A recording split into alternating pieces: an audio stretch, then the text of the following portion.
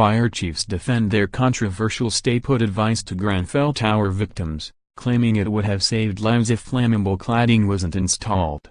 Fire chiefs defended their controversial stay-put advice yesterday, claiming it would have saved lives before flammable cladding was installed at Grenfell Tower.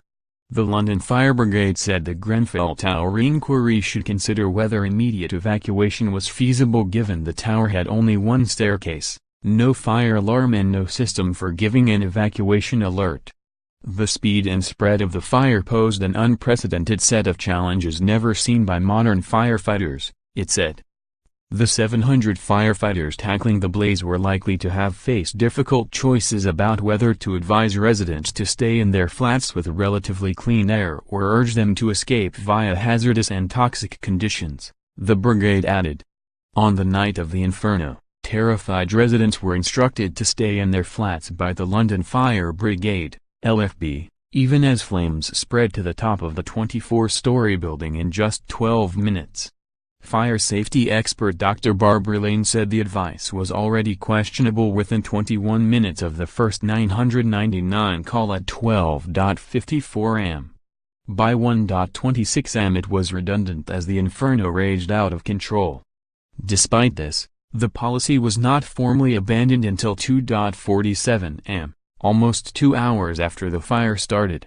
In a statement to the inquiry, the LFB said, "There are numerous examples of rapidly changing conditions within the building, by which smoke, toxicity and visibility radically changed, sometimes in seconds. Advice to residents involve assessments of risk which are not straightforward." It said advising whether to stay or go involved substantial risk either way. Stay-put advice was suitable for Grenfell Tower when it was originally built in the 70s because a fire would have been contained in one flat. But flammable cladding added to the building during a refurbishment in 2016 allowed the fire to spread at an alarming rate. The LFB added, "What is less clear is the extent to which maintenance programs and refurbishments have undermined the integrity of the original design and construction principles from a fire safety perspective." However, critics say the delay in switching to an evacuation plan could have cost lives. Last month, the LFB suspended the stay-put policy for buildings with flammable cladding. Lawyers for the bereaved told the inquiry that advice given to residents by 999 operators was confusing, dangerous and too often fatal. Even firefighters themselves emphatically queried the logic of maintaining the stay-put advice for almost 2 hours after the start of the blaze. The decision to maintain the policy was criticized in some of 250 statements taken from crews.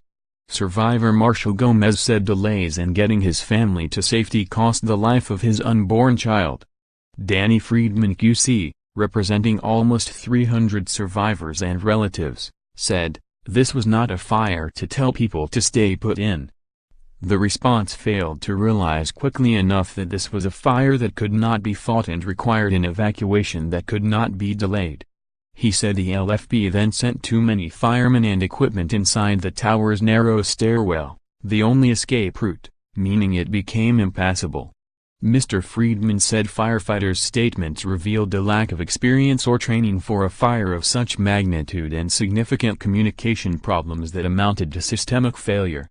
Mr. Gomez said in a statement that his wife Andrea was 7 months pregnant when the family was trapped on the 21st floor. Their baby's heart stopped and he was stillborn that night.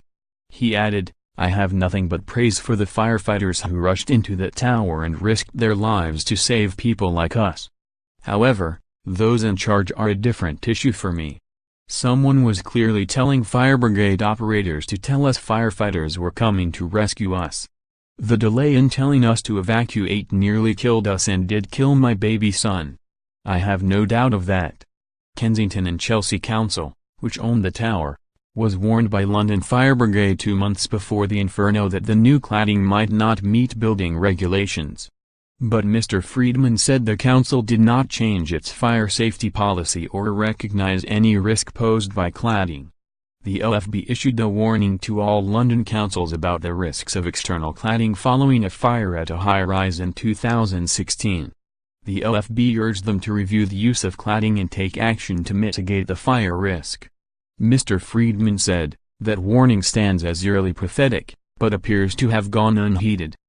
The ventilation system meant to prevent Grenfell Tower becoming clogged with smoke failed days before the inferno, the inquiry heard. Investigators found that broken vents left fleeing residents unable to see through smoke. Some of those who made it out of the tower later succumbed to the toxic fumes. PSB, the firm that made the vents, said it received an email 8 days before the fire from J.S. Wright, the company that installed the system, to say they were not working. PSB was asked to send an engineer, but said there was no maintenance contract.